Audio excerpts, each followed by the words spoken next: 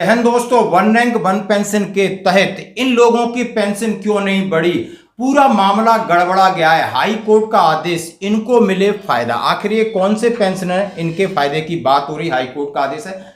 सबसे पहले मैं अपने पेंशनर्स जो अपनी सर्विस पूरी करके आते हैं, सिपाही से सूबेदार मेजर तक कितनी पेंशन है, उसके बाद हाई कोर्ट का किन पेंशनों के लिए आदेश है, दोनों बताएंगे। तो दोस्तों, यदि आप OROP 3 के लिए एलिजिबल हैं या नहीं है तो आप कैसे समझेंगे? हाँ जी दोस्तों, आपकी OROP 3 के अंदर पेंशन रिवीजन होगी या नहीं तो कैसे समझेंगे? तो आइए इसी के बारे में बात करते हैं। हाँ जी दोस्तों, यदि आप 30 जून 2024 को रिटायर्ड हुए हैं तो आप OROP 3 के लिए एलिजिबल हैं। यदि आपकी पेंशन टेबल नंबर 7 के रैंक और लेंथ ऑफ सर्विस के हिसाब से कम है तो आपकी पेंशन में बढ़ोतरी होगी। ये दोनों कंडीशन है। यदि आप प्रीमेच्योर आए हैं तो आपकी पेंशन में कोई बदलाव नहीं होगा। तो आइए टेबल नंबर 7 के बारे में एक बार देखते हैं, फिर हाई कोर्ट का क्या आदेश है कि किसकी पेंशन को बढ़ाया जाए। हाँ जी दोस्तों, मैं सिपाही की बात करता हूं। सिपाही यदि आप 15 साल में सर्विस करके आए, यदि आप बाई ग्रुप के हैं तो 20,325 आपकी पेंशन है। यदि आप ऑनरी नायक हैं 15 साल सर्विस में तब भी 20,325 आपकी पेंशन है। यदि आप पक्के नायक हैं या TS नायक हैं तो 20,682 आपकी पेंशन है। यदि आप 17 साल के सिपाही हैं तो 20,463 है।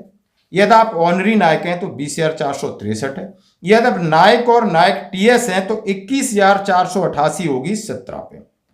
हाँ जी दोस्तों, और मैं बात करूंगा 19 साल का सिपाही की पेंशन 21,425 है। ऑनरी नायक की भी 21,425। यदि आप नायक और नायक TS हैं तो 22,151। 20 साल के सिपाही तो 21,700 और यदि आप नायक और नायक TS हैं तो 22,726 आपकी पेंशन बनती है। यदि आप नायक हैं और सर्विस आपकी 22 साल है, यदि सर्विस ऑनरी नायक हैं तब भी आपकी पेंशन बनेगी 22,659 और नायक पक्के हैं तो 23,569। यदि आप 24 साल के पक्के नायक हैं तो 23,569। ये नायक, इसमें ACP रैंक शामिल नहीं है। यदि आप ACP हैं तो आपको कहां देखना होगा? अगले कॉलम में ACP हवलदार के कॉलम में है, हवलदार मिली। यदि आपको 24 साल में ACP नायब सूबेदार मिली तो आप नायब सूबेदार की पेंशन के हकदार हैं। दोस्तों, ये बड़ी बात है। अब बात करते हैं ऑनरी हवलदार। ऑनरी हवलदार आपको कम मिलता है और मैं हवलदार की बात करूंगा। सबसे पहले 15 साल के हवलदार की 21,988 पेंशन है। 17 साल के हवलदार की, पक्के हवलदार की 22,476 है। 19 साल वाले की 23,432 है और 20 साल वाले की 24,763 है। अब मैं सीधा ऑनरी हवलदार है, उसको 24 साल से पहले ऑनरी मिलेगी नहीं।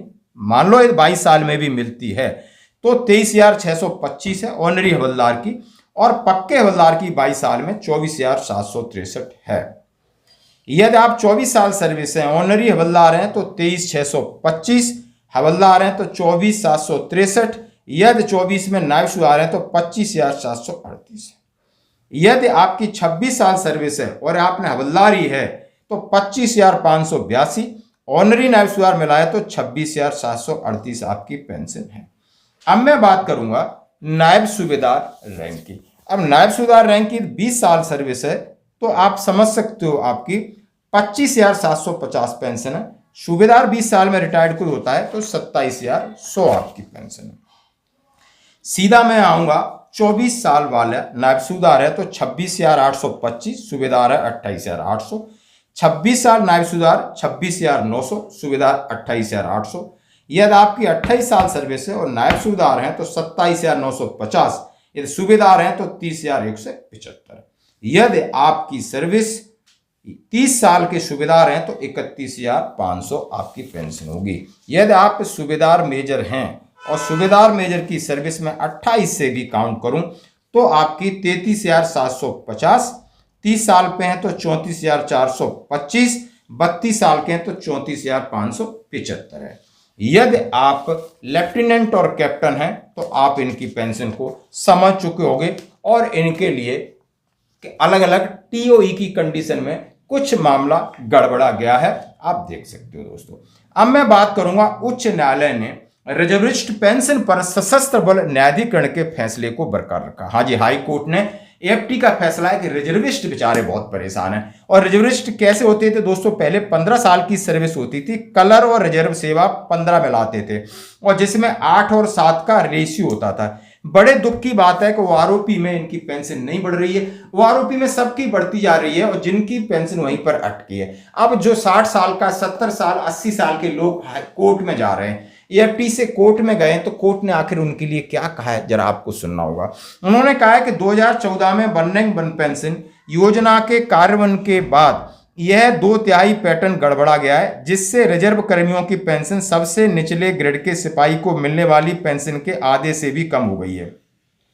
यानी पहले यह था कि कोई निचले ग्रेड का सिपाही पेंशन ले रहा है तो उसकी लगभग 70% पेंशन रिजर्विस्ट को मिलनी चाहिए। अब उनकी तो बढ़ती जा रही है, अब रिजर्विस्ट की 50% पहुंच गई है, तो क्या उनके साथ इनजस्टिस नहीं है? तो माननीय हाई कोर्ट ने एक मानवीय पहलू को लेकर सेना को आदेश दिया कि आप रिजर्विस्ट की पेंशन बढ़ाएं। अब मामला है कि पंजाब एवं हरियाणा उच्च न्यायालय ने सशस्त्र बल अधिकरण के फैसले को बरकरार रखा है, जिन्हें एएफटी में ये केस जीत चुके थे। पंजाब हरियाणा कोर्ट के हाई कोर्ट ने कहा है कि 70, 80, 90 वर्ष की आयु के पेंशन भोगियों को राहत देते हुए सशस्त्र बल न्यायाधिकरण एएफटी के एक फैसले को बरकरार रखा है, जिसमें सरकार को निर्देश दिया गया था कि वह नियमों के अनुसार सबसे निचले ग्रेड के सिपाहियों के लिए लागू की गई पेंशन का 2/3 हिस्सा रिजर्व पेंशन को जारी करे। यानी आप ओआरओपी में यदि किसी की पेंशन बढ़ गई है तो उसका 70%, अब उनकी बढ़ रही है, रिजर्विस्ट की बढ़ा नहीं रहे, तो वो आधे से भी कम होती जा रही है। ये इनजस्टिस है। पहले के सिपाहियों की भर्ती का नामांकन कलर प्लस रिजर्व प्रणाली के तहत की जाती थी, जिसके तहत कलर में 8 साल सर्विस और रिजर्व में 7 साल सर्विस के बाद रिजर्विस्ट पेंशन के हकदार होते थे, जो 15 साल की सेवा के बाद निचले ग्रेड के सिपाही को लागू दर का, यानी आप समझ सकते हो कि 2/3 पेंशन से कम नहीं होती थी, 70 से 75% इनकी पेंशन होती थी।